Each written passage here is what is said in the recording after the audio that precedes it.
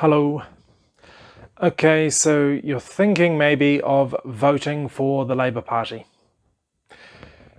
All of us have really short memories when it comes to politics and political parties. I get that, and I'm guilty of it too. But there is one monumental event that none of us can turn our backs on, and that is the way that the Labour Party spoke to the protesters at the protest. Now, one thing is absolutely undeniable, and that is we saw tens, if not hundreds of thousands of New Zealanders receiving a medical treatment, the Pfizer vaccine, that they did not want and did not trust, and entirely because of the mandates. So they were pushed into it. That is forced vaccination, and to say it isn't is to play with words. Because for any one of us, including me, you can ramp up the mandate pressure to a point where you create a situation which is intolerable and you think, oh God, I have to take a risk with that vaccine, and then you take the vaccine. That is forced vaccination. And again, it's wordplay to suggest that it isn't. Now, regardless of how wonderful you think that vaccine might have been in itself, that is an incredibly serious human rights issue right there, because you're violating informed consent, you're violating bodily autonomy. No one can deny that. And we saw thousands of people at the protest. You know, the people who could make it, probably there would have been more like 200,000-300,000 people there if they didn't have other commitments. It was incredibly indicative and huge. And the thing is, what they were protesting, the concern they did have, which boils down to the violation of bodily autonomy, was absolutely legitimate. That concern in itself, being force medicated, is incredibly legitimate as a concern. So there's no doubt about it. Our government should have spoken to those people.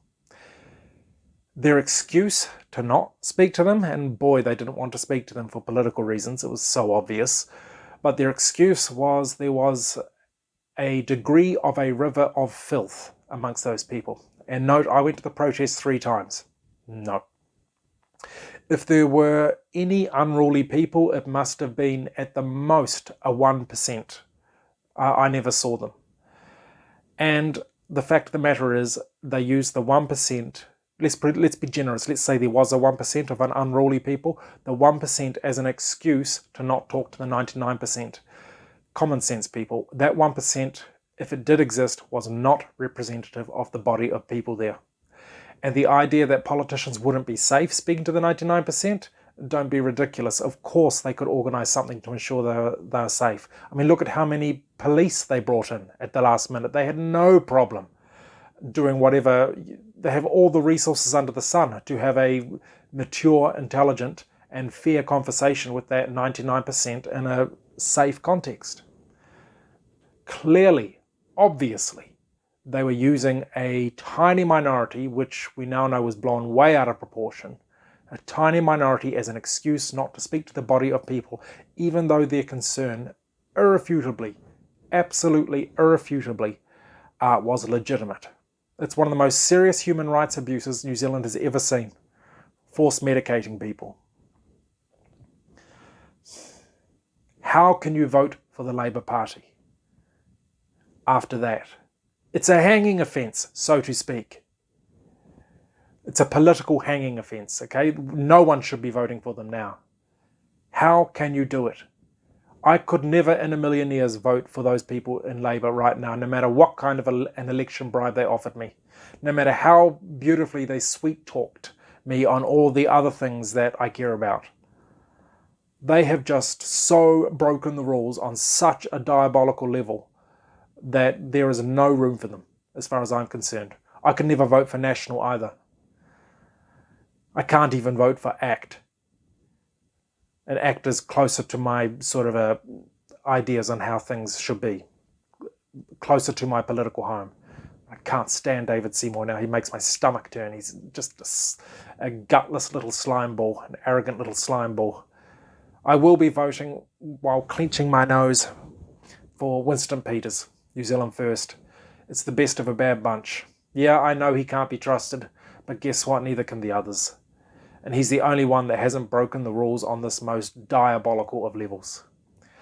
But my appeal here is, for God's sake, please do not vote for Labour.